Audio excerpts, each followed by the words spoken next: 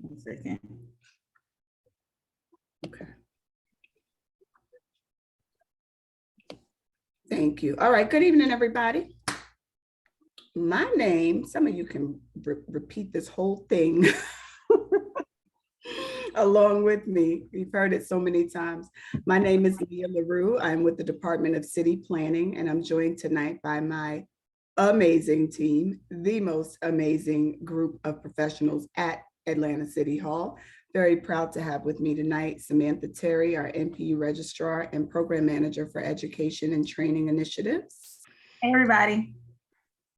I believe Tony McNeil is here also. He's our Program Manager for Outreach and Awareness, Outreach and Engagement, I'm sorry. Hey, you all. And I see Daniel Vasquez, who's our Resources and Support Manager. Daniel. Good evening.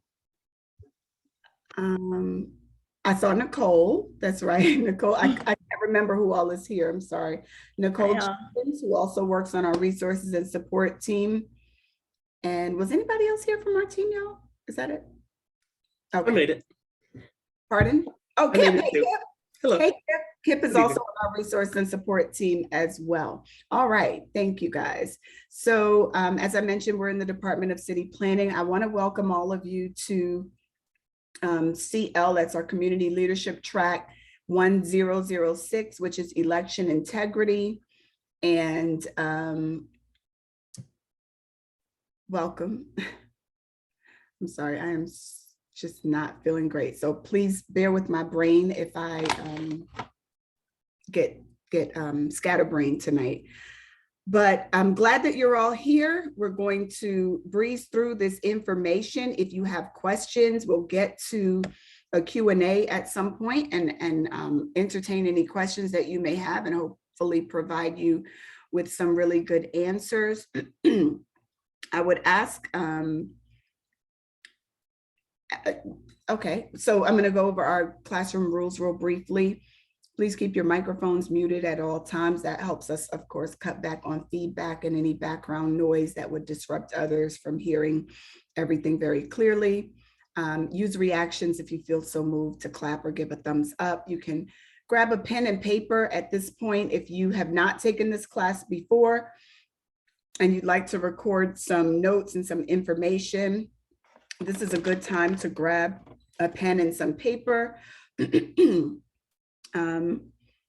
If you have any questions or comments that you'd like to make, actually questions, because we don't typically do comments in these classes, but if you have any questions, you can raise your hand to be placed in the queue, and I'll show you how to do that in just a moment.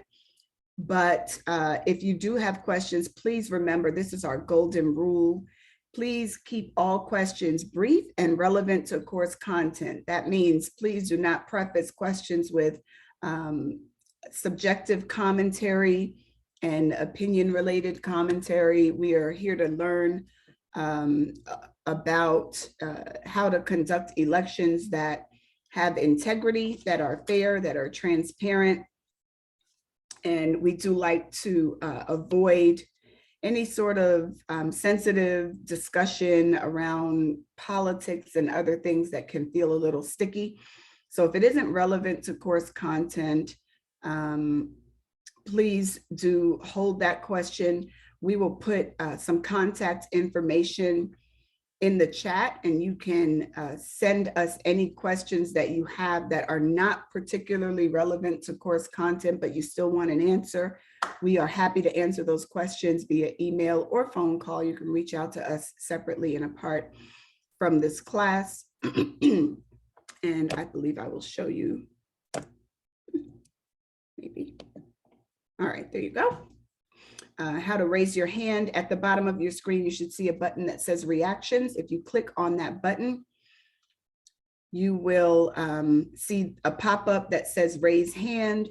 You can click that button to raise your hand. Mr. Martin, are you just trying it out, or you have a question or comment? Because I know you know how to raise your hand. Oh yeah, he was just trying it out. And if you haven't done this before, we're 2.5 years in these days, so I think everybody knows how, but if you haven't done it before, or if you don't remember, or technology just isn't your thing, you can feel free to go ahead and practice that right now by clicking on reactions at the bottom of your screen, and then the raise hand button that will raise your hand.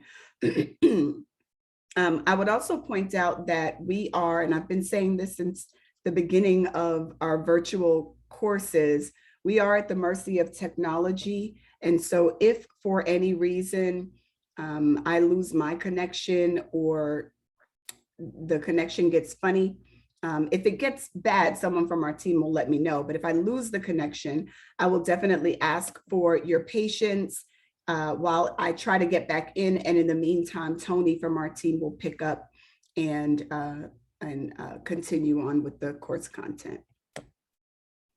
All right, so this class is for you if you are the presiding. First of all, let me just say, anyone is welcome. All of our classes are open to the public. Most of our classes are open to the public, and that includes anyone who is eligible for membership in NPUs in Atlanta. That means that you're a resident or you represent a business, an agency, an organization,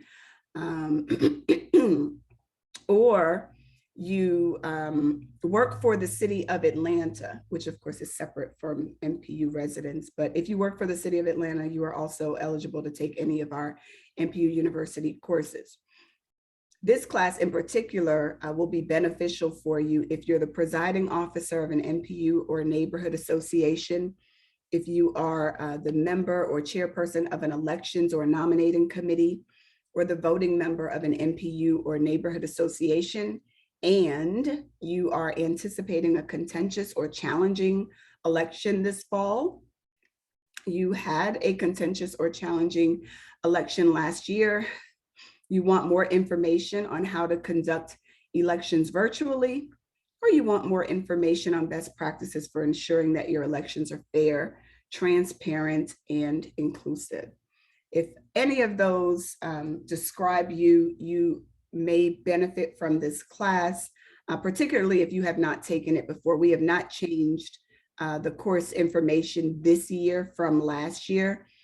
So if you have taken it already and you remember everything, you don't necessarily have to sit through the class again, but you are welcome to do so. All right, we're going to get right into it. What does the code require for NPU elections? Section 6-3017 of the city's Code of Ordinances says that elections shall take place during October or November of every calendar year. If an election has not been held by November 30th, that election shall be conducted by the Department of City Planning. We used to be called the Bureau of Planning. Many of you may remember that, during the month of December. This, of course, only applies to NPUs. So if you're here and you're not an NPU officer or on a nominations committee or elections committee or anything, you're active in your neighborhood association perhaps, or you're just curious, this may not apply to you. However, if you are here to learn more about your NPU election, this does apply for NPU elections only. They have to take place during October and November of every calendar year. And if the election hasn't been held by November 30th, the Department of City Planning will conduct that election in the month of December. I will point out that every year, there is at least one NPU that for one reason or another doesn't complete their election by November 30th. Last year, one of the more compliant NPUs that meets every deadline, their elections chairperson had fallen ill unexpectedly, very, very ill, and they were unable to get their election done by November 30th. So this does happen at least once every year, or at least in one NPU every year. It isn't the end of the world. Of course, we prefer for NPUs to conduct their own elections, but if it isn't done by the 30th of November, we do have to conduct that election in December. And we do make every effort to honor the customs and bylaws of the NPU when we are conducting those elections. And then section B says, or part B, I'm sorry, of section 6-3017 says that any person holding the office of chairperson or the equivalent, which means the presiding officer, excuse me, must be a person 18 years of age or older whose primary place of residence is within that particular NPU. In order to be the chairperson of an NPU, you must live in that NPU. That NPU must be your primary place of residence. And that is only for people seeking the office of the chairperson or presiding officer. Some NPUs do have bylaws that require other officers to reside within the NPU, but the code itself requires that chairpersons must reside in the NPU. As for voting procedures in section 6-3018, it reads that voting procedures will be established by each NPU. And although the procedure may vary among NPUs, bylaws describing the voting procedures must contain provisions delineating the eligibility of voters within the neighborhood planning units and the voting process itself for issues as well as officer elections. Each resident, as defined in section 6-3012, shall represent one vote and may hold office in only one NPU. All NPUs and committee meetings, all NPU and committee meetings must be open to the public.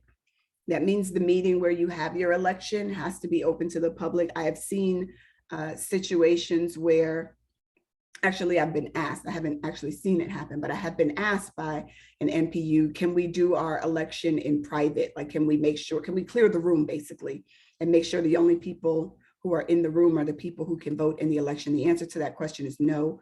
All NPU and committee meetings must be open to the public. That is a requirement of code.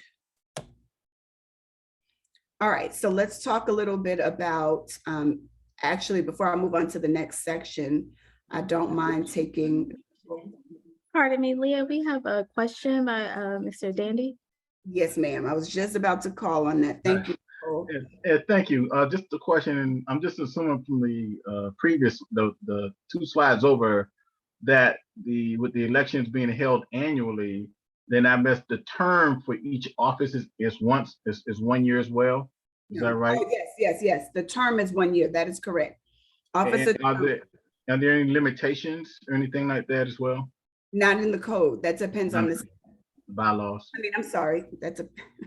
Yes, that's you, Mr. Dandy. I saw when you came in, you missed my speech at the beginning. I'm sorry. Yeah. I'm not feeling great. No. Listen, I'm not feeling great. So please give me a little bit of grace tonight. I'm sorry. I said that depends on the city. I meant to say that depends on the bylaws, but thank you. Thank you very much. Yes, sir. Yes, sir. Miss James. Hi, Miss James.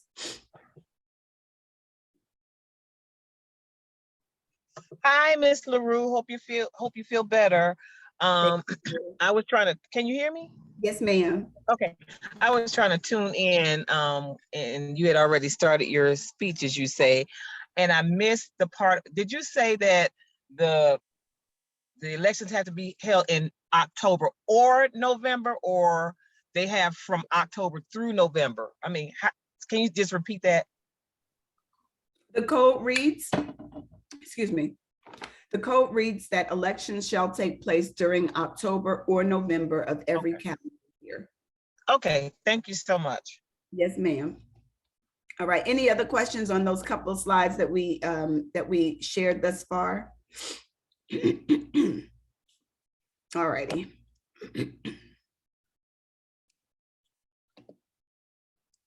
All right, so we'll talk about principles of integrity in elections, how to ensure confidence in your elections process, regardless of the outcome. I have learned, I've been through enough of these.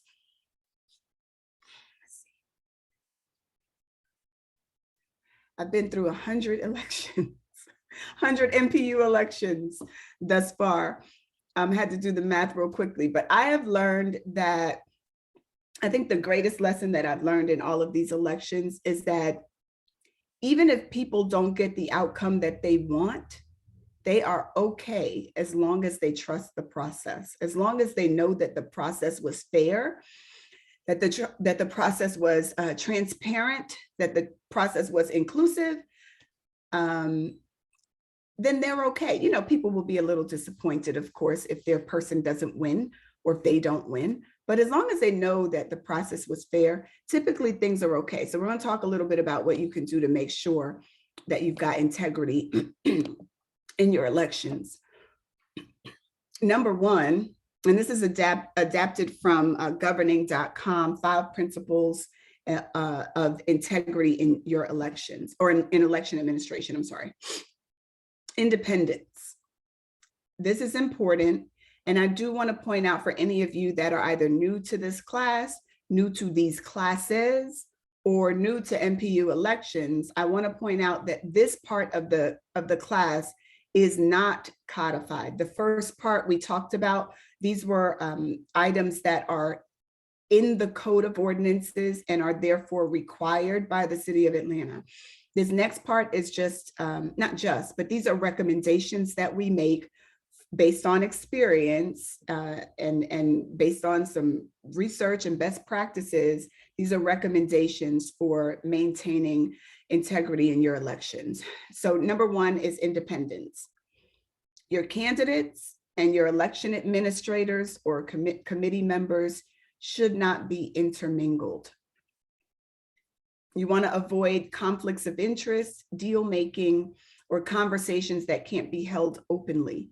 If you're having conversations about the election that you can't have openly, it's a sign that you probably shouldn't be having that conversation. Those quid pro quo things come up sometimes, or attempting to make exceptions to manipulate the number of people who can vote in an election, or the people who can vote in an election. These are the types of things that you absolutely want to avoid. You also want to treat all the incumbents and candidates equally. I've seen situations where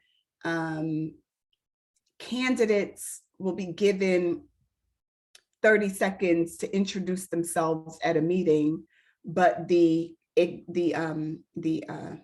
incumbent chairperson, for example, or vice chair, whoever, is running the meeting that night. So they take 3, 4, 5, 10 minutes to talk about themselves and then give the other candidates 30 seconds.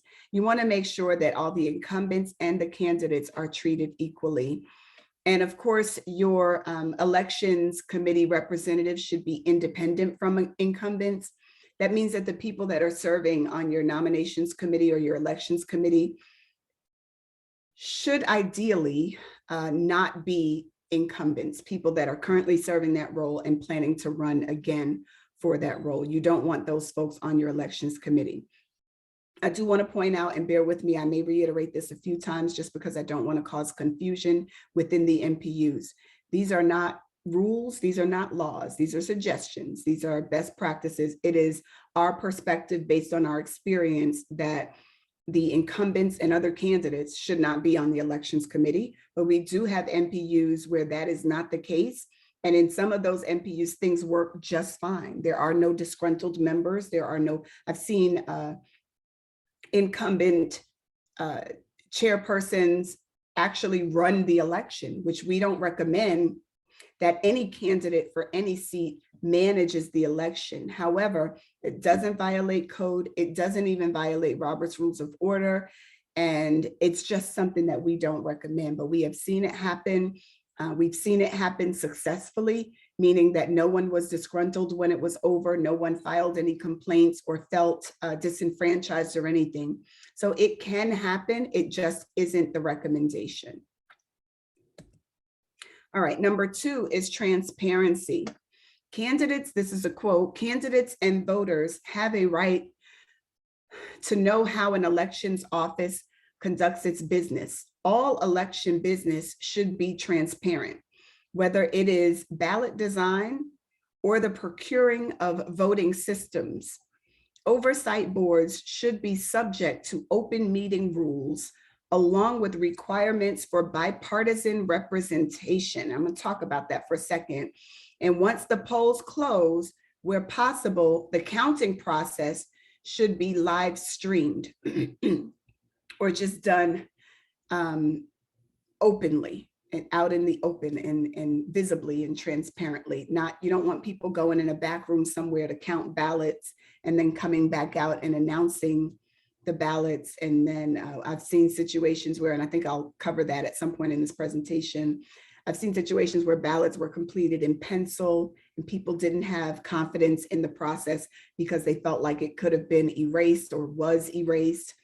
I've seen situations where ballots went missing night of the election or night after the election. They asked to see the ballots and count them themselves, and a member did. And the officer, the election person, nominations committee chairperson, said that they didn't have all of the ballots. They had some of them, but didn't know where the others were. This is not what you want to happen. And, you know, it's obvious why you don't want that to happen. But I want to add that it's not always because people did something wrong, like because people are being sneaky. Sometimes you can actually be doing everything right, but you want to avoid the appearance of wrongdoing, because even if it looks like you've done something wrong, people will lose confidence. You may have legitimately misplaced ballots. Maybe you left them at the meeting site by mistake, like genuine mistake, or maybe someone picked up your bag by mistake because it looked just like theirs and they're misplaced. Things happen. Real, honest mistakes can happen. But when those things happen, you can never, ever convince folks that it was a transparent, above board process if they believe that it was not. So take care to count ballots openly if possible. And granted, this does apply mostly to in-person meetings. We do have a couple of NPUs that are meeting hybrid these days. So I want to talk about in-person and virtual at the same time. I think that's it. Oh, bipartisan representation. So as for bipartisan representation, the way I would apply that in this setting in the NPU world is that you want folks involved on your committee that don't all agree. They're not all coming from the same neighborhood. They're not all coming from the same cleanup committee or some other committee. They don't all go to the same church. They didn't all graduate from the same high school or whatever alumni association they may be a part of. Whatever it is, you want to make sure that you've got some sort of diversity on your nominations committee or your elections committee, so that you are promoting transparency and honesty and integrity in your election. The second part of this, this transparency principle is that the entire nomination and election process should be clearly articulated and shared widely. I have seen firsthand the difference this one principle makes. I've seen an NPU that had elections issues several years in a row. And the moment they outlined in writing first of all, changed their process, outlined it in writing, provided it to the body, and was very above board with everything, all of a sudden, no more problems out of that NPU with their elections. The process should be really clear to everyone. No one should be at an election trying to figure out whether or not they can nominate someone from the floor, and if not, why not? Whether this person is eligible, why not, etc. I do want to point out, this is important. I talk a lot about grace, and here's why. NPU officers, election committee volunteers, nominating committee volunteers, these folks are volunteers. These are not people who went to school to learn how to run an election. They don't have a degree in election management. They didn't study this for 10 years. This is not anyone's full-time day job. These are people that They just care about their community, and they are volunteers, and they are willing to serve in this capacity.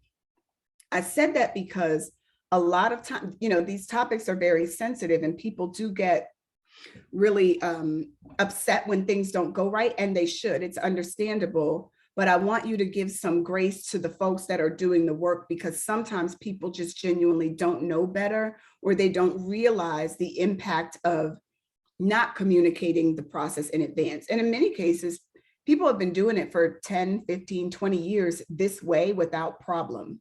And if you've done it the same way for so long without any problem, and then all of a sudden there's a problem, it's pretty fair that you wouldn't have anticipated a problem, because you've done it successfully for so long without problem. So do give some grace if you can. All members should know who is eligible to run for office. I am personally a fan of, and we've drafted language to this extent, I'm personally a fan of including in your bylaws a requirement that your nominations committee publishes a list of members that are eligible to run for office. I would say somewhere around August, September, that list should be first published. And then of course you update it if attendance requirements change eligibility, you'll update that list right before the election. But people should know who's eligible to run. People should also know who's eligible to vote. It gives you the opportunity to cure any misinformation, any bad records that you might have. Because again, everybody's a volunteer, including the people that keep the records. It gives you the opportunity to fix any problems in advance. And it gives members the confidence in knowing, I know that I'm eligible to vote because my name is on the list. And if I get to that election in November and they tell me I can't vote, I can show them the list with my name on it and say, yes, I am eligible to vote, etc. And of course, election nomination committee meetings should be open to all members. This is law. It's in the city code that all committee meetings have to be open to the public. We recommend that those meetings be publicized widely. I cannot tell you how many times I have heard from disgruntled or disenfranchised residents that they didn't even know the election was happening, or they didn't know that there was a nominations committee, or that there was an elections committee, or that this committee had meetings. And so I definitely encourage you to publicize all of this stuff very widely. When possible, efforts should be made to include representation from all stakeholder groups. This is what I said in the previous slide. You want bipartisan representation. Of course, it means something different in the NPU world here, or in this context tonight, but you want representation from the business community. If you have a business association in your NPU, you want to identify someone from that association, or from someone who represents the business community, to be invited to this committee. Or you want to make sure you've got representation from all of the active neighborhoods, or even some of the inactive neighborhoods, if you can find someone to serve. I've seen it happen where, I think that was 2018 maybe, or 17, before I came into this role. I was still active in the NPU, and I saw a situation where the entire nominations committee, there were 8 people on the committee, and they all came from the same neighborhood. And of course, all of the people that were nominated came from that neighborhood as well. And it compromises the confidence that people have in the process, and therefore compromises the confidence that they have in the outcome. All eligible nominees should be disclosed to the general body. That's different from disclosing who's eligible to run. Now I'm talking about the people that have been nominated. That should be, if they have been nominated and they're eligible, they should be disclosed to the general body. Number 3 is integrity, clean hands. And this goes back to what I said about avoiding the appearance of wrongdoing. Number 1, you want to limit opportunities for election committees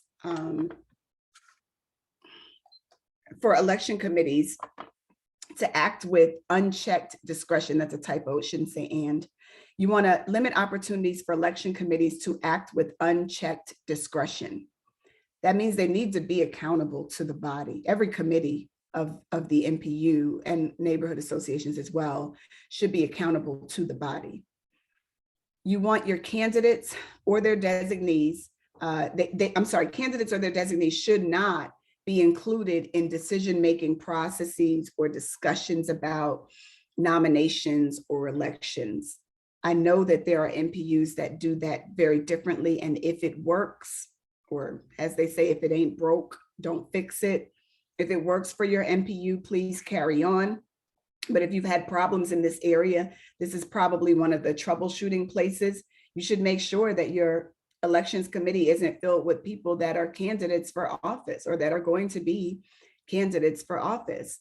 They also shouldn't be involved in the decision-making about the election, like what the ballots should look like, or how the ballots should be distributed, or where in the agenda it should fall, and all of that stuff. A lot of that stuff is strategic, and it shouldn't, those strategic decisions should not be made by people who have something to gain in the process. You want to ensure that all nominees are given equal consideration, time, and accommodation. I said that earlier. You want to make sure that people aren't given unequal time. You know, you've got incumbents that can take the entire meeting if they want to talk about their record and all that they've done this year and all that stuff. And then you give their opponents a minute or 30 seconds or whatever. All the nominees, whether they've served before, whether they are legacy residents or whatever, everyone should be given equal consideration, time, and accommodation. And you want to avoid the appearance of wrongdoing, of course, or unethical conduct. Keep in mind, I am not saying avoid wrongdoing or unethical conduct, because that is obvious. I'm saying that you want to avoid the appearance of wrongdoing or unethical conduct. It may not be wrong. It may not be unethical, but if it looks wrong or looks unethical, you want to avoid that as much as you can. And if it's possible that the proceedings could be perceived as questionable, you want to change course. If there's a likelihood that significant issues could arise, ask an independent arbiter to be present to resolve conflict. You can ask someone from our team to be present. You can ask a neighbor at another NPU to be present, but you want someone that's independent, not your bestie who lives the next NPU over, because that doesn't avoid the appearance of unethical conduct. But you want someone that is truly independent to participate and help resolve any conflict that you might have. 1 second.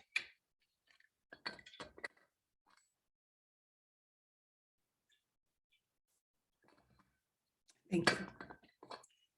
Number 4 is competence. You want to anticipate any problems in advance. I often do this. My team hears me talk quite a bit about anticipating questions. And when we prepare materials to send out to the public, when we prepare emails and other correspondence, anticipate the questions and answer them in the email before it goes out, and then you get 30 people asking the same question. If you get that many people asking the same question, you probably should have answered it in the correspondence. You want to be thoughtful about what problems could potentially arise and create a plan to address those problems. If you know that your membership records, your attendance records are not great, there's a likelihood that you're going to have someone that says, no, I have definitely been to 3 meetings and I should be able to vote, or I've been to 2 or 4, whatever the requirement is. Anticipate that in advance and have a plan prepared to address those problems. For virtual elections, you want to test the technology, make sure everything is functioning properly. For in-person elections, you want to make sure you have enough supplies, enough pencils, not pencils, sorry, take that back, no pencils. Make sure you have enough pens, make sure you have enough ballots, make sure you have enough voting paddles, if that's what you're using. Whatever it is that you're using, you want to make sure that you have enough of that, because that alone can tank your election. I've seen that happen too. All of this stuff that we're talking about here is stuff that I've seen or experienced over the last few years. And then you want to make sure that your membership records are updated and that you have accurate contact information. And starting in 2020, we began using Election Buddy, which is a virtual application that allows for NPUs and neighborhood associations to vote electronically, since everyone was meeting virtually at the time. Well, poor Tony, who administers that program, had to deal with tons of situations, and poor some of you, because some of you were included in that or involved in it, where you didn't get the ballot because the contact information that your NPU had for you was inaccurate. Maybe the email address was off by a letter, or maybe we didn't have the accurate phone number for you, whatever that may be. You want to make sure that the membership records are accurate. And that's another reason to publish eligibility lists in advance so people can see and confirm, yes, that is my email address, or yes, that is my proper mailing address or my proper cell phone number. Lastly, fairness. I know it goes without saying, but definitely treat all the incumbents, the candidates, and the nominees fairly and equally. Communicate with members openly and frequently. Members should not be hearing that today is election day on today, election day. Members should be hearing 2 or 3 months in advance. And I know if you're here tonight, chances are you are one of the more active members of your NPU, so you probably know the schedule like the back of your hand.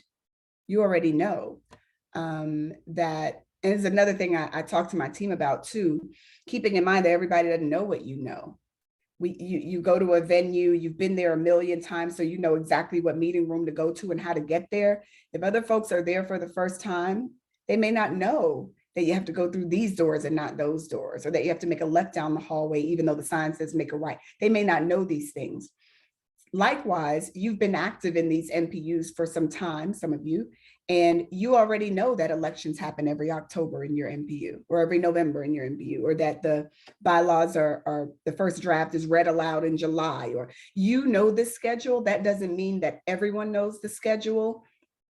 So you want to make sure that you're communicating openly and frequently. Don't assume people know who the elections committee chairperson is, because it's the same chairperson you've had for 10 years. That doesn't mean that people know who that person is or how to get in touch with that person.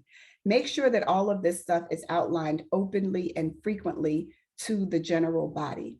And then you want to ask for buy-in. Does anybody have any concerns before we proceed? Is everybody clear on the process? Everybody get how this is going to work? Ask those questions as you go along so that people have the opportunity to ask questions and to get clarity. All right, before we move on to the next section, any questions on that, on the principles of integrity? I have, I'm trying to raise my hand. That's okay, you're already unmuted. Go ahead, Ms. Jane. I have a question about the election buddy. It has been a concern before in my NPU that, like, when elections are done and then only one person can see the hands that's being raised or whatever, which I guess would be the administrator of the technology. And so then we're, as a body, we're told what they come back and tell us. For instance, they'll say we had this percentage or that percentage, but we only know that to be true because of what we're being told. In other words, if when elections are done in person, you get to see how many hands are up for yay, no, or abstention. But when it's virtual, we don't really get to see it that transparently. And I was wondering if there was a way to remedy that. Absolutely. I'm a little bit confused. Well, okay, hold on. First of all, let me say, I believe we have, I think part of this class will cover Election Buddy. And Tony will talk more about that when we get to that part. but it's our practice to show the results on the screen. And I've been at your NPUs elections, at least two of them that I can remember that used Election Buddy. I was there and we did show the results on the screen. I know there was that first one where the records were all, we didn't have proper records for everyone and everybody didn't get the ballot and there was quite a bit of confusion there. But other than that, we do show the results on the screen and it's part of our process. We do that in every NPU. And I believe, I'll ask Tony to correct me if I'm wrong, I believe it's our team that is showing those results and not the NPU officers or a committee chairperson or anybody like that. Tony, is that right? That is correct. Okay. So yeah, I'm trying to remember here. I vaguely recall some questions or some kind of distrust, Ms. James, around that process. Mhm. For what it's worth, I can tell you that Election Buddy is very secure. There is virtually no wiggle room there, no room for manipulation. Like people can't vote twice. You can't. There's so many different ways to sorry, not my best today. I'm so sorry. There are lots of ways to protect the integrity of the election that are baked into Election Buddy. Okay. It's very, very, I don't want to say impossible because nothing is impossible, but it's very difficult to tinker around with the integrity of an election using Election Buddy. Okay, yeah, I'm sorry. Maybe I didn't state the things right. I was stating that when the results are reported back to us, but are you saying that when each person votes however they vote, it goes past our NPU into the Election Buddy system, and that's what counted? It doesn't even go to your NPU at all. It goes. Okay. And I think Tony will talk more about that. So I don't want to get ahead of myself. He's the expert in that, not me. I've done it a few times, but he's definitely, that's his lane, not my lane. But I will tell you this, your NPU chair doesn't touch Election Buddy at all. Not just your chair, no one from your NPU touches Election Buddy. At the risk of getting ahead of myself, the way that works is that we receive from the NPU, whether it's the nominations chairperson or the NPU chair or whoever the designee is, we receive from the NPU a list of eligible voters and their access information, either a phone number or an email address. We input that information, that data, into Election Buddy's system. Election Buddy sends out the ballots. You vote and it goes to Election Buddy.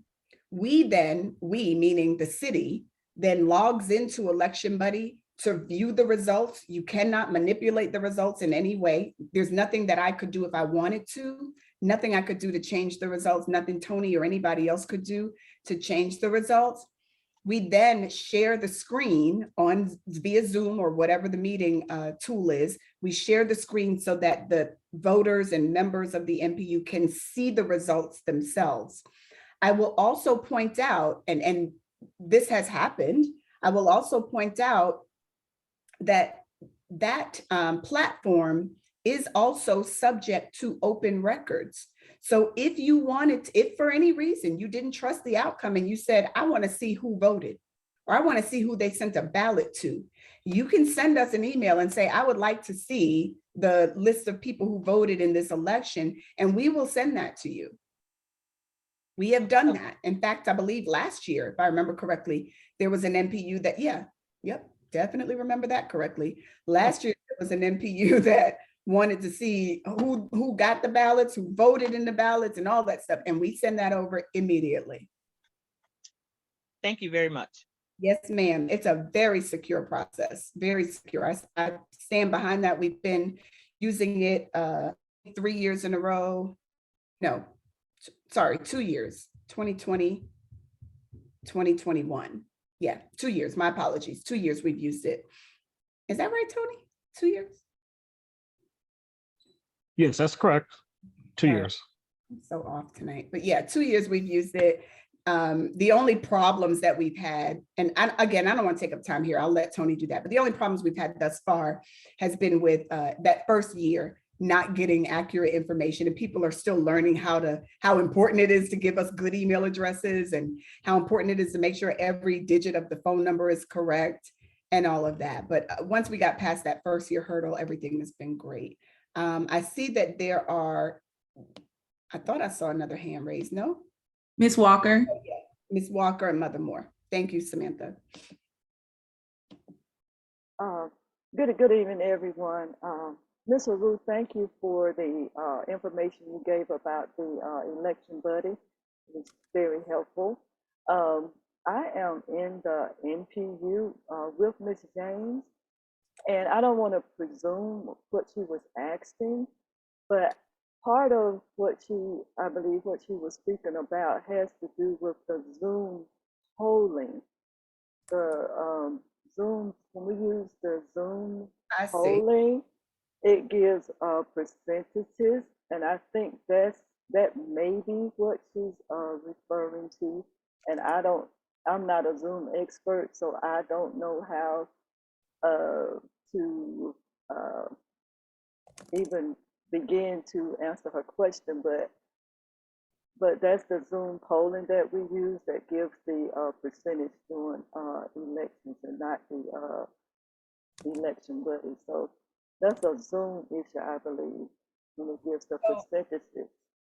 Yeah, that is not related to elections. We can have that conversation if y'all want to, maybe at the end of the class if there's time, but if not, just call me. We can talk through that, or Nicole or Tony, either one of them can help you as well. But that's not related to elections for that particular NPU, because that NPU doesn't use polling for elections. They do use it for voting items. Right, voting, yes, Yeah, but not for elections. Right, right. This conversation tonight is about elections. Right.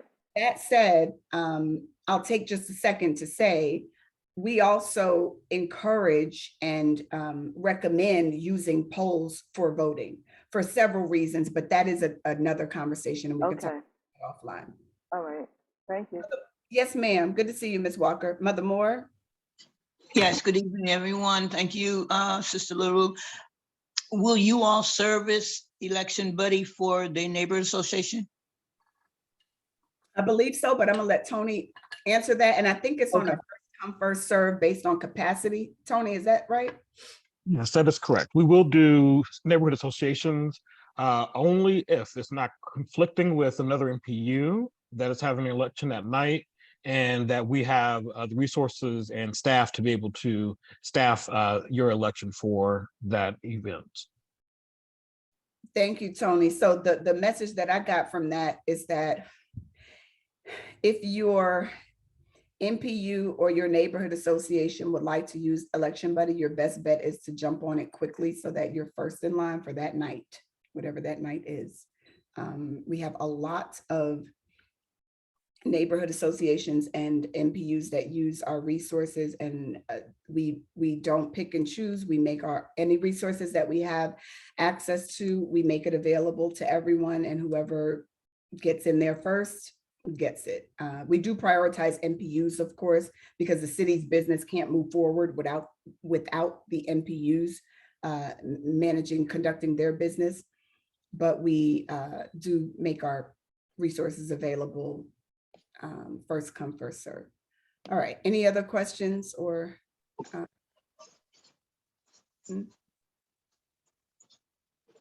No, okay. Is that it for this section? Mother Moore, is your hand still raised, or have you raised it again? Yeah, raised it again. Okay, go ahead. I know this is just an aside, but this class, if it could be done like in June or so, because all of the processes and things for my association are in place. And I think as we go through the bylaws and everything, so just so if the staff would consider doing this class earlier before the election season.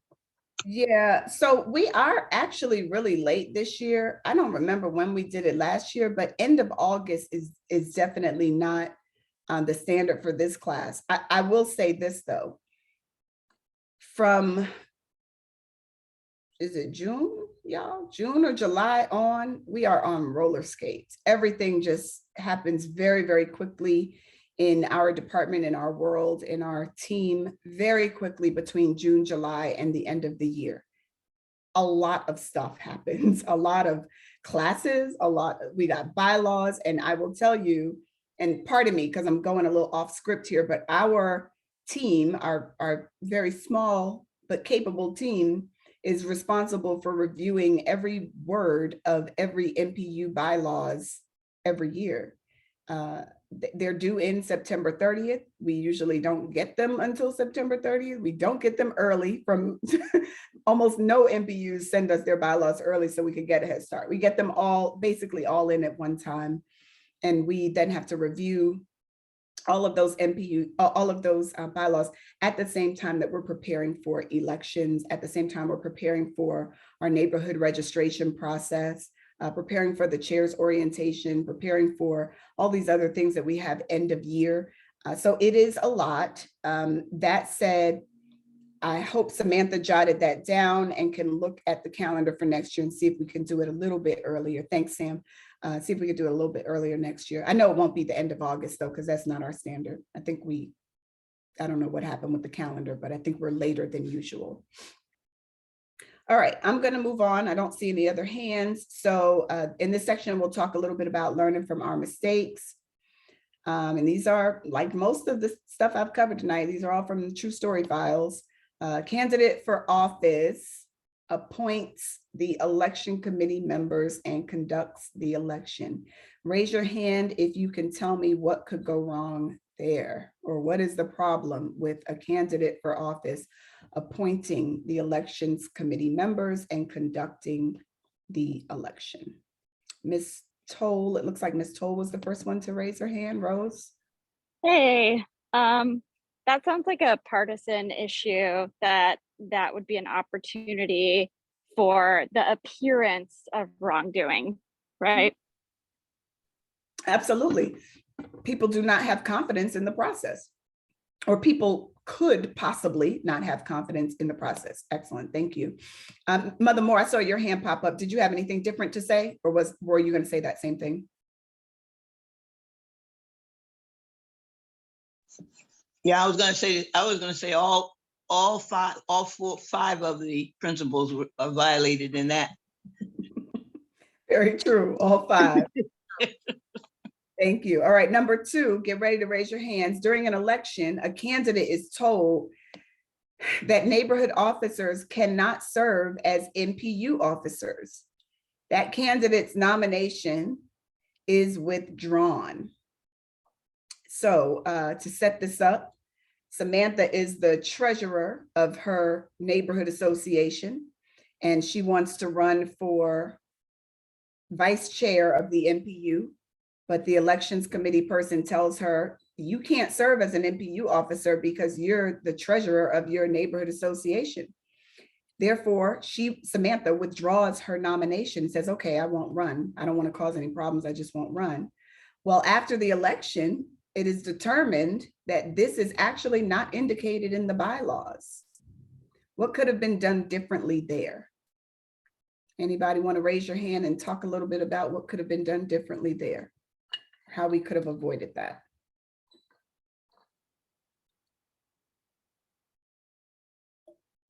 Mother Moore. Yes, I was thinking that we could refer back to the city charter that describes who's eligible for the office. That's one. And the other is we could look at the NPU bylaws to see if there's any provision that both bylaws, the neighborhood association and the NPU bylaws, to see if there's any provision that prohibits that. There you go. Now there's one more, and I see Mr. Dandy's hand is raised. So I'm gonna see if he's got if he's gonna say the third thing that I would have pointed out. Mr. Dandy, thank you, Mother Moore. Yeah, I would just say that making sure that you have a list of those eligible to run. That's it. That is what needs to happen there, so that it's clear, to everybody, who can be and who cannot be on the ballot. That's it. If you publish the list of who is eligible to run and everyone in the NPU has a copy of their bylaws and the bylaws are available at the election, that can be resolved right there in the moment. Well, my name is on this list, so I know that I'm eligible, or I've got the bylaws in my hand and it doesn't say that. You can resolve it right then and there on the spot. All right, number 3, thank you, Mr. Dandy. Number 3, an NPU's November agenda was too long. And this is a true story. I've seen this happen a couple of times. The November agenda was too long, so elections were deferred to the following month. We don't have time for this tonight. It's almost 10 o'clock. We still have other items to cover, so we'll do the election next month. Can anybody raise their hand and tell me about a problem or an issue with that?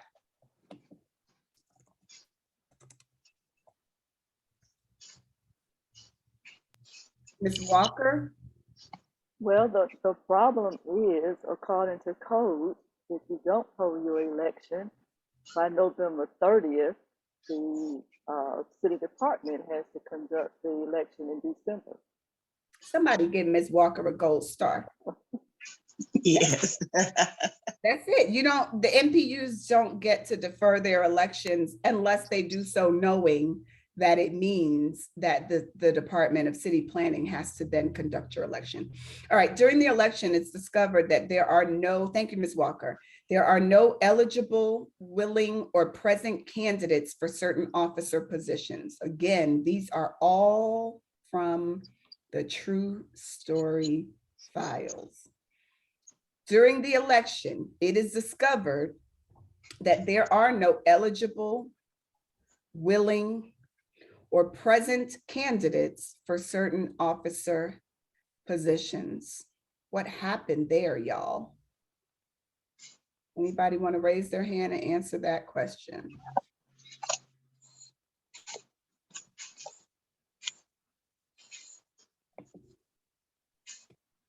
All right, Mother Moore. Well, I was thinking that the absence of elections or nominating committee that would have assured, that would have done that work to identify candidates. Absolutely.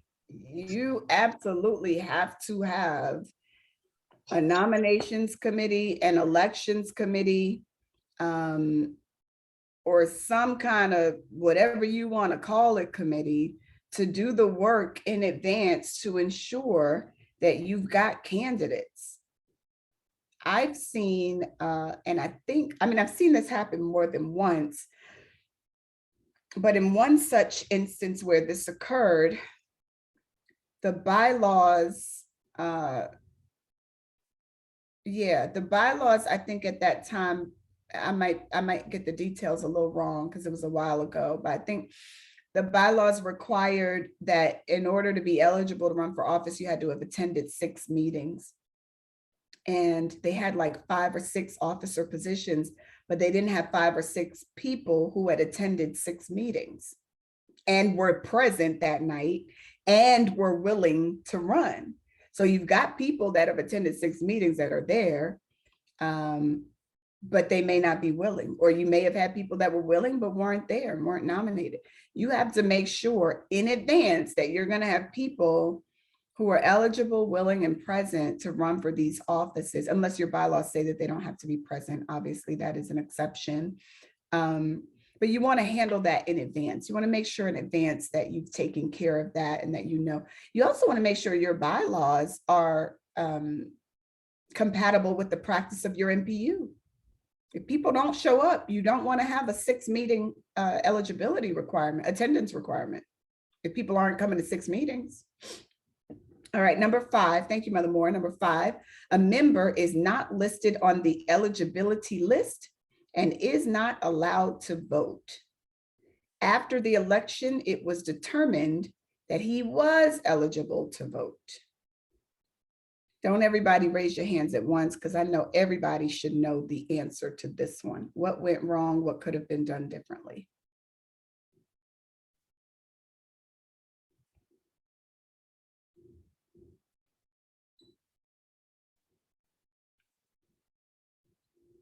A member, I'll repeat it, a member is not listed on the eligibility list and is not allowed to vote. After the election, it was determined that he was eligible to vote. Hello, Sagira. Greetings. The members should have been allowed to cast a provisional ballot, and that that eligibility should have then been confirmed through the nomination committee, through whatever the elections committee was. And then if it was determined that the person was eligible, the ballot counts, and if not, then it doesn't. Absolutely. So two things here, and I think it was Mr. Dandy, was that his name? Mr. Dandy, I think that was his name. Gentleman that earlier Yes, this. that's correct. Thank you, Mr. Yeah, there you go, Mr. Dandy. That mentioned earlier the importance of that eligibility list. If you're publishing an eligibility list in advance, you can work out those problems before the election. I will see that my name is not on that list, and I will go to whoever the powers that be and say, hey, how come my name isn't on the list?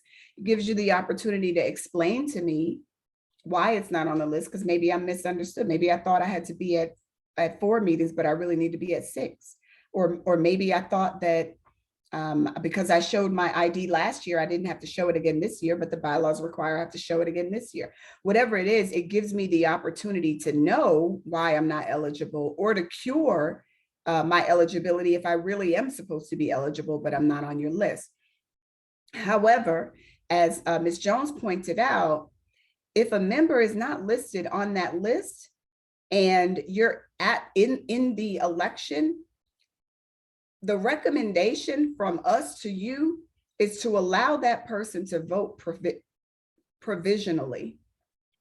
You want to allow that person to vote provisionally.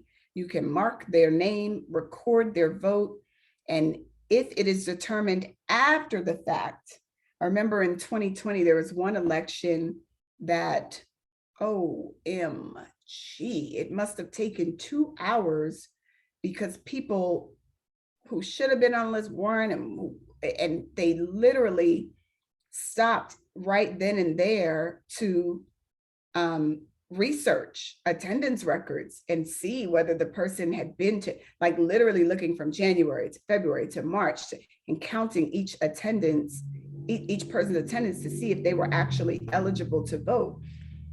The best thing to do is to let the person vote, save everybody's time, right? Save everybody's time, protect the integrity of the election so it doesn't look like a circus, like they don't even know what they're doing. It was a whole circus.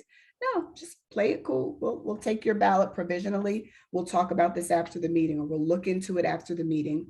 We'll sit down with you and show you the records that we have. And if you have something different, you can show that to us and we'll figure it out. We'll sort it out after the fact. If it is determined that you're eligible, we'll apply your vote, as Ms. Jones said. And if it was determined that you weren't eligible, we'll toss your vote and we'll explain to you why.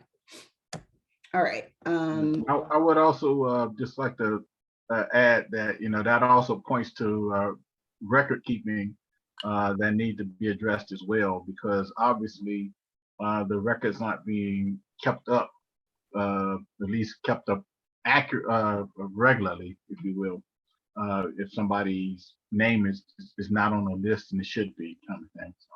That's true. Thank you. And I will point out that it is a lot easier these days, now that all of the NPUs are using Zoom, and most are exclusively using Zoom.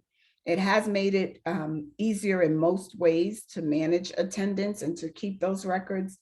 But I will point out that there are still some challenges with that, where you've got people that aren't signing in using their accurate name, or one person using, last year I saw that quite a bit, one person using multiple different email addresses or using different variations of their names.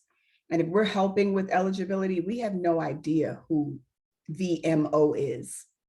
You may know who VMO is, but we don't know who VMO is, like that. We don't know who Apple iPhone is, or JJ's phone, or what. We have no way of knowing. who these folks are. So we definitely do encourage people to check those records throughout the year, require people to sign in using their right names, put processes in place for situations where you've got two household members in signing in together, attending the meeting together, and other things that you definitely want to look at. It has become easier, but it hasn't solved all of the problems. All right, quick refresher. How can NPUs or neighborhood organizations ensure that members trust the process and feel confident in the outcome? Ms. Alma Jean. How can? Thank you. Yes, thank you. Can you hear me now? Yes, ma'am. Where are the attendance records kept? It depends on the NPU. Okay, what are the options for having those records available to members of the NPU? Depends on the NPU. So what that process then is delineated in the bylaws, or are there processes that are recommended by the city? Both. So we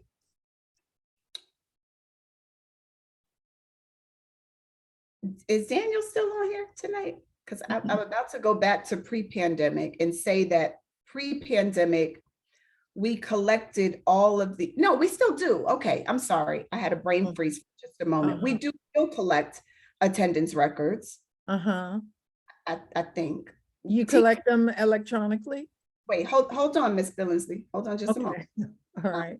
I want to communicate with my team for just a second. I need somebody to jump in here if I'm getting this wrong, because I don't want to give the wrong information. But I believe that we collect attendance records from NPUs. And for those that use the city's Zoom account, we have attendance records and send those out to the NPUs the next day. That is correct. Thank you, Nicole. Thank you. I don't know why I struggled with that so much. I lost my way, but yes, that is how that works. But if attendance records are, the process for keeping them for record retention is usually spelled out in the bylaws. We did recently complete, or are very close, 99% completed with our NPU, our best practices for NPUs. We'll be publishing that probably within the next 30 to 45 days. Okay. It does make some recommendations around record retention. Okay, and so the last question is, are those attendance records available to any and all NPU members, or do they go to the executive committee, to the officers? Or again, does that depend on the bylaws? No, so the best way I can answer that is to say that we, meaning my team, myself, and no one that works at the city of Atlanta has any property that belongs to us. Everything that we have belongs to the public. Oh, okay. Okay, that Literally. answers. Okay, all right. All right, thank you. Thank you so much. Yes, ma'am. Yes, ma'am. All right, so, oh, Ms. Jones. Yes, ma'am. Yeah, what about concerns around privacy? I know some of the NPU sign up sheets back when we were, handwriting them would ask for addresses. Some people write them, somewhat not a concern for privacy, or but I know sometimes, well, not sometimes, but I know those Zoom meetings, like when you pull that data, it can pull an identifying IP address, which, I feel is fine for city staff, but I don't know if you want to put that out in public like that. So just a question as to how can any of that type of information be redacted? So it can't. That's the short answer. Nicole? Yes, as far as it relates to the attendance records, there is a separate report that we pull that simply has names and email addresses and times of attendance. And of course, if need be, email addresses can be redacted, but the IP address information is not included in those reports. It can't be redacted though, actually. So I think what you're talking about is how you pull the report. You can pull the report how you pull the report. But if we have a report that has sensitive data in it, we can't redact that ourselves. We don't have the ability to redact that. But based upon what Nicole said, you do have a way to share the report that still provides the correct information without sharing that sensitive information. The attendance report that we send does not include IP address information. You're right. Okay. Correct. Yeah, that's correct. And I've seen those reports a few times. It does have honestly, it has more information than I'm comfortable with, because I'm not even comfortable sharing email addresses with, outside of, I don't know. I don't really love that idea personally. I don't love the idea of sharing any of that information or of having my own information shared, et cetera. But that is the state law that we're subject to, and it does not allow us to redact anything. To Nicole's point, we can pull the report to only include the email address and whatever else, the name and the email address. But if we're talking about, which is where I was about to go, if we're talking about physical attendance records, either pre-pandemic or during hybrid meetings, those records those attendance sheets are subject to open records. And if we're talking about NPUs that meet using their own Zoom accounts or own whatever accounts, and they send information to us, if they don't send it to us redacted, if they send it to us with everything in it, then we have to give that to the public. Does that make sense? And does that answer your question, Ms. Jones? Yep, good to know. All right, awesome. Okay, so is anybody going to answer this question? How can NPUs or neighborhood organizations ensure that members trust the process and feel confident in the outcome?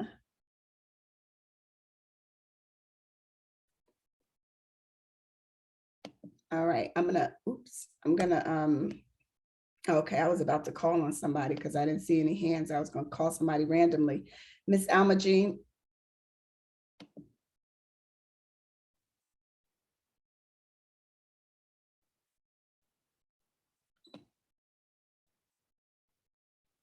Ms. Billingsley, you have to unmute yourself if you're trying to talk. Yeah, the short answer I have is transparency, making sure that each stage of the process is clearly explained and transparent, and leaving enough lead time if people have questions. But I just think the short answer is transparency. Yeah, I'm gonna agree with that. That's a good short answer. Transparency, integrity, yeah, openness, absolutely. Anybody else have anything to add? If not, we're gonna move right on.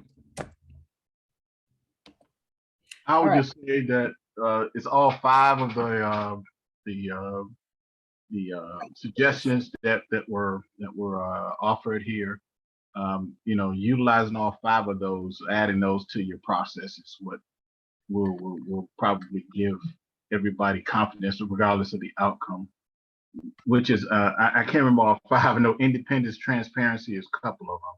And I forget the other 3. You were supposed to get a pen and some paper. Yeah, I'm sorry. Just got to get the rest of them down. Yeah, yes, ma'am. But all 5. Absolutely, thank you. I think I saw Ms. James' hand. Okay, I might not be saying this right, but I think you use the term intermingling. Like you can't have somebody who's on the elections committee be part of the voting process. I think that's how you worded it. Or if they're part of the nominating committee, they can't be part of the voting process. And it's not etched in stone either in the bylaws or in the codes, but a chair should not be, you don't recommend that a chair be part of the voting process. I think that's how you said it. I don't recommend that a chair who is seeking office. Seeking office, yes. I'm sorry. I was driving on part of this meeting, so You're okay. fine. You're fine. Okay. Did I get it partially right? You did. You got it entirely right. I just want to point out again for everyone in listening, just in case you weren't there at the beginning when I covered this, there are NPUs that have current chairs who plan to run again, who conduct the elections, and everything works out just fine.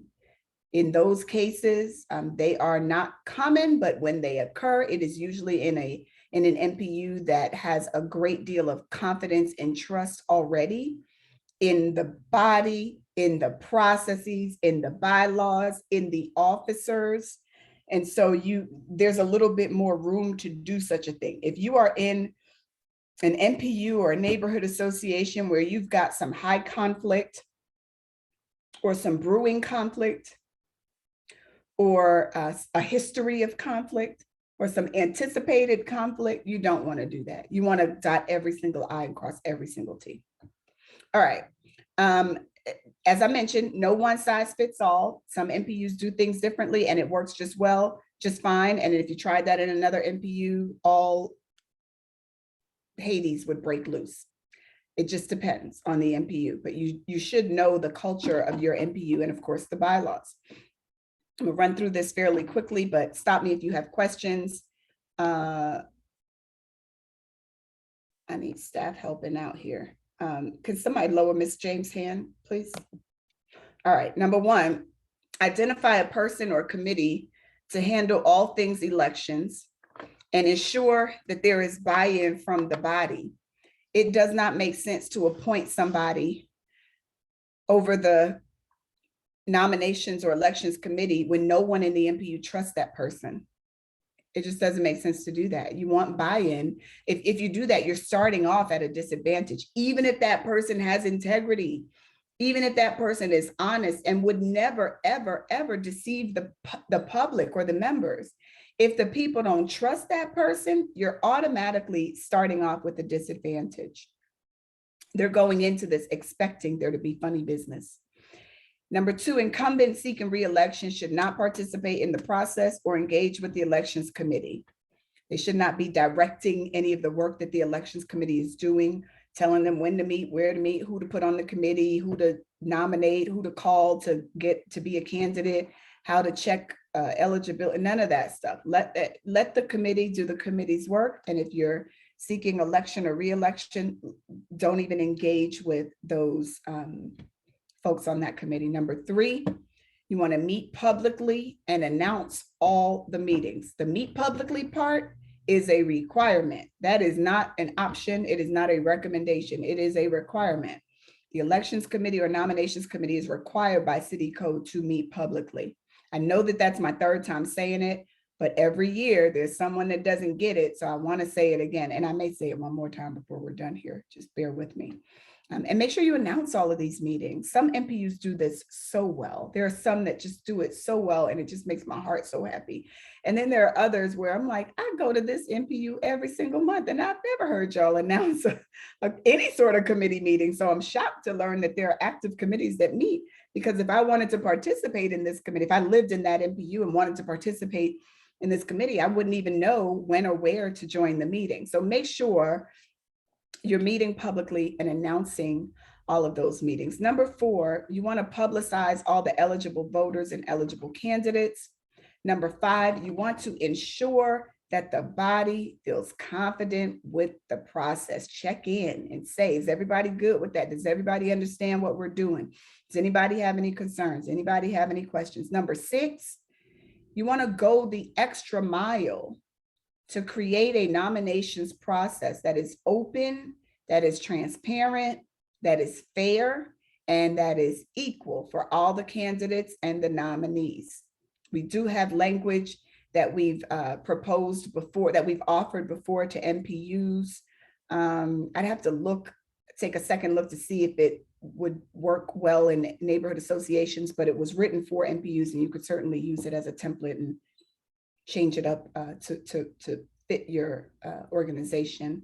Number seven, make an honest effort to include representation from all stakeholders. You also, I do want to point out that while you want to get representation from all stakeholders, you want to be careful not to dilute these committees. I've seen that happen, and it can be a little troubling where you've got,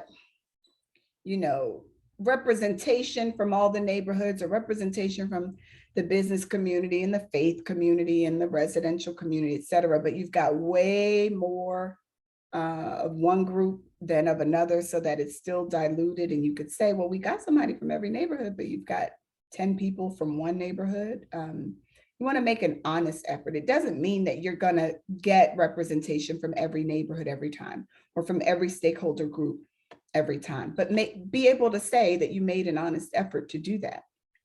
And lastly, you want to include a neutral third party if necessary. If it is required, you want to do that.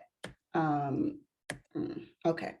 If you want a process that members trust, you want to make transparency, inclusivity, and representation your priorities. I'm going to repeat that. And if you're taking notes, this is a good one to jot down. Make transparency, inclusivity, and representation your priorities. Follow your bylaws and the code. Go out of your way to avoid the perception of misconduct. Give feedback from the people on the nomination and from the members rather on the nomination and the voting process. Give feedback from folks along the way and after the fact. Hey, how can we do this better next year? Communicate, and communicate overly. Go out of your way, above and beyond, to communicate as often as you can. If that means sending out 2 emails in 1 week, if it means announcing the election and then announcing the committee meeting and announcing who's eligible and announcing who's eligible to vote, and all of it, just overly communicate so no one can say, I didn't know anything about it, or they were doing this in secret.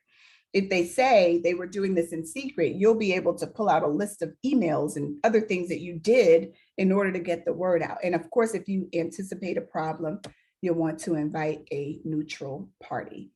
This is Tony's section. Before we move on to that, are there any questions on the previous section? All right, seeing no hands, we're going to move into election buddy. Tony. Good evening again, everyone. Tony McNeil, a program manager, outreach and community engagement. As Leah was saying earlier, we do offer the resource of Election Buddy.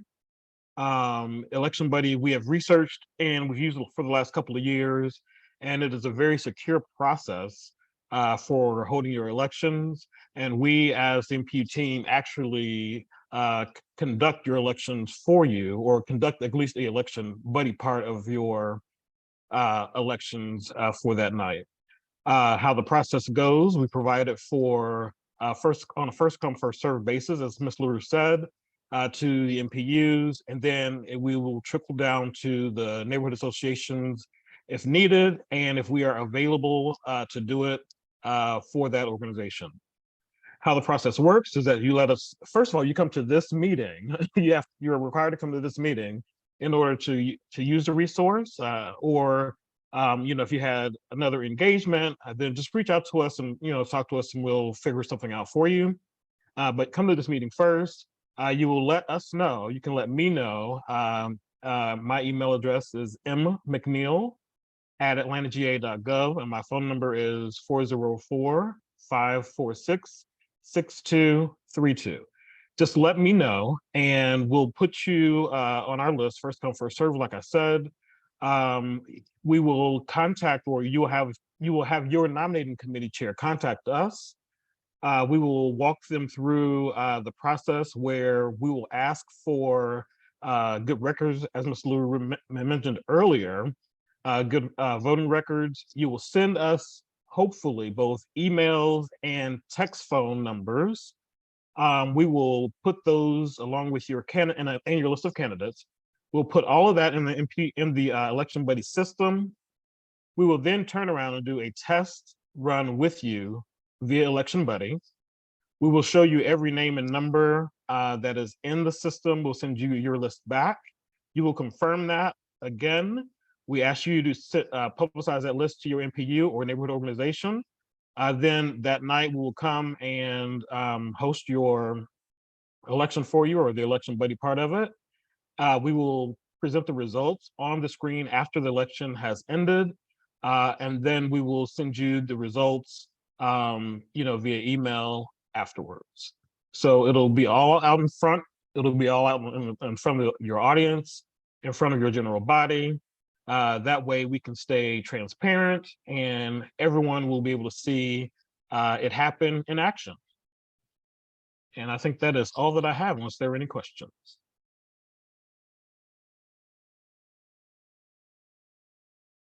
All right, seeing none, I I turn it have a back over to you, question. Ms. I'm LaRue. sorry, trying to raise my hand. Oh, Sorry. okay. Go ahead, Ms. James. Thank you. So there was a time, I believe it was last year, or year before last, where people were, I'll say for me, I was trying to nominate someone and I was told, I guess by the nominating committee, that I had to give the person's contact information, I guess so they could send it or present it to where it needed to be presented to. And I wasn't privy to that information because, as you well know, that when you're attending NPU meetings virtually or in person, you may not know everybody's name, don't know them personally or whatever. You just might think that they might be good for a particular office. And so for the information that I had, I submitted what I had, but there were some people's information I didn't have at all. And so there were other people that I had talked to that had said, yeah, I want to nominate some people, but I don't have their information either. And the contact information had been requested so that we could comply. And that was not given. Therefore, the people that I and others wanted to nominate were rejected because we as members of the body didn't have the contact information for those nominees. How can that be avoided in the future? That is a part of your NPU's process. Hopefully your NPU would publicize that process, and the nominating committee would normally vet the candidate and then reach back out. If they can't get the proper information, they would come back. I would hope they would come back to get it from you or try to research their records to see if they can get the proper information they need for the candidate, for the nominated candidate. Okay, so you're saying they would research, the nominating committee would research their records to see if the person is eligible for nomination, and then see if they have that person's contact information. If not, reach back out to me and see if I have it. And then, Yes. in hopes to try to avoid all that. Okay, thank you That very would much. be a good practice, yes. Thank Okay, you. thank you.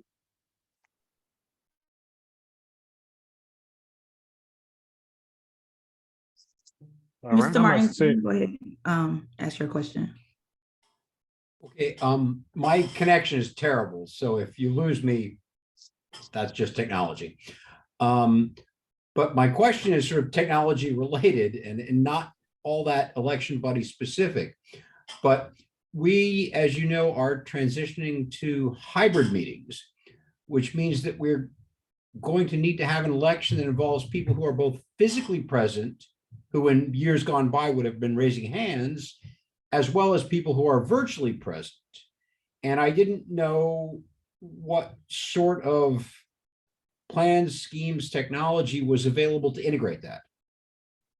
Mr. Martin, I would suggest you do it the same way. So if you are, whatever process you use to do it virtually, do it that way, as well as if you have, a typed out or written out ballot, that you would do that for the in-person part of it, but Well, do the virtual voting for that part of it, and then have your nominating committee collect the results.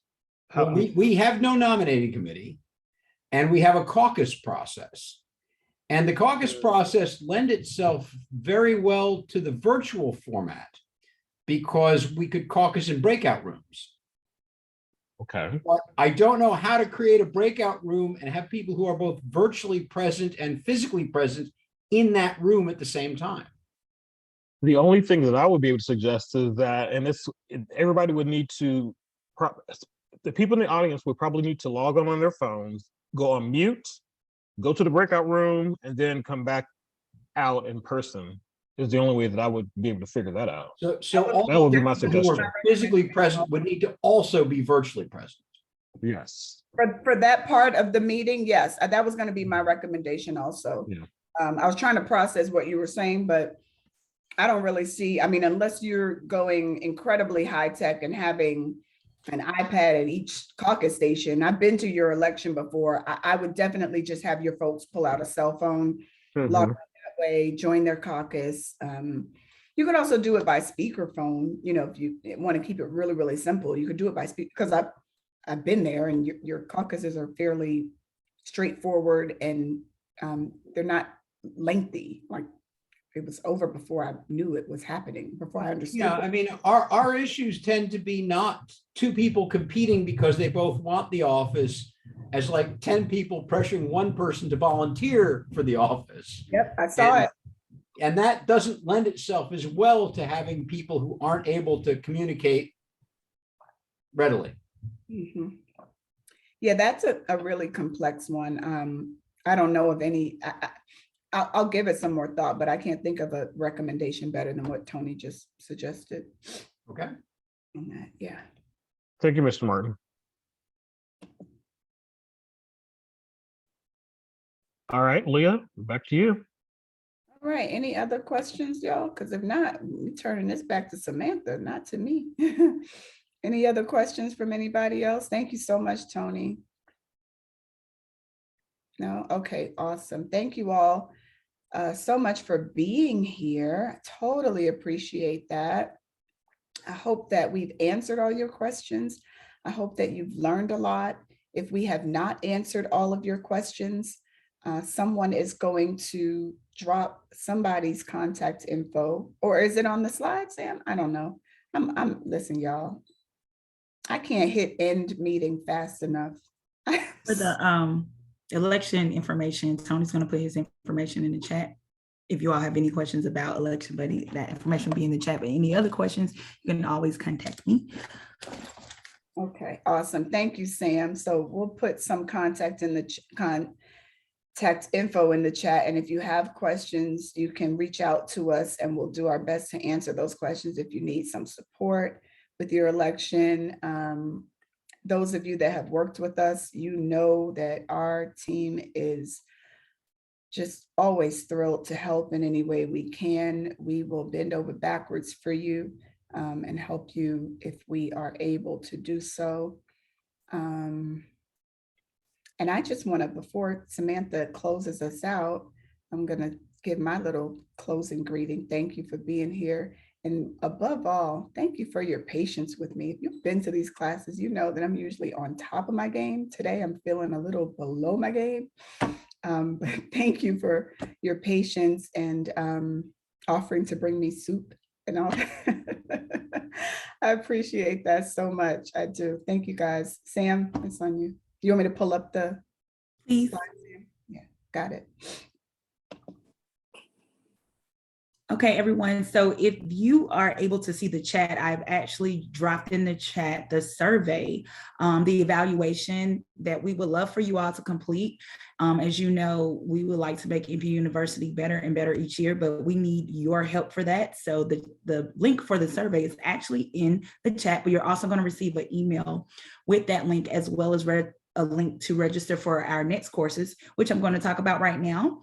Next week, we have our P1008.001 Atlanta City Design, and that will be Thursday, September 8th, and it's actually going to be hosted out by us, but this discussion will be held by Doug Young, who's the interim director of the Office of Design, who has a vast knowledge of historic preservation. So he's going to bring that together and talk to us about how history and Atlanta City design go together. And then we have CL 1003.004, which is a part of our parliamentary procedures series. This one is called the role of the chairperson, which is ironically right around you all's elections time. So you have an idea of what a chairperson does. This class is Thursday, September 29th at 6 p.m. You can register for these courses at www.npuatlanta.org. And you can also follow us on social media. The next slide, please. Our handles are at NPU Atlanta. That is for Facebook, Twitter, and Instagram. We are also on Nextdoor, which is our handle is City of Atlanta Neighborhood Planning Units.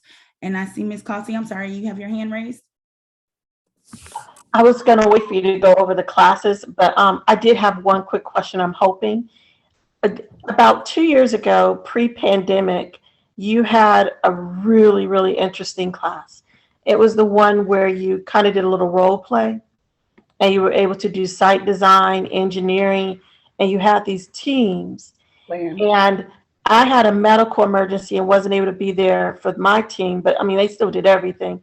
But I've been waiting for that to be advertised again, and I don't see it. So is it in the 2022 calendar or not? It is. That's our urban, our course being hosted by our Urban Plan Academy. And that's actually in December. It's actually our last class of the year. And it's in person this year, but registration will open for that in November. Well, actually late October, because we have to review the applications. So look for that to be posted in late October. Okay, thank you. I know it's competitive, but I'm still going to put in for it. We'll see what happens. Oh, also for those who are still on, we are still taking applications for Code Enforcement Academy. The application actually closes tonight. So if you have not applied, please visit npuatlanta.org, and there's literally a link that says Code Enforcement Academy, and you can apply there. But if there are no more questions, we are complete. I want to say thank you to Ms. LaRue for availing herself, even though she didn't feel well, because she has very capable team members, but she still came. So thank you. I do have very capable team members. Thank you so much, Ms. James, and thank you, Carla. And thank all of you for being here. And I ain't doing what I normally do and just be chatting all night until my team gives me the evil eye. I'm saying good night and I'm going to bed. Good night, y'all. Good night, everybody. Thank you. Thank you, Samantha. Thank you all. Good night. Thank you. Thank you guys so much.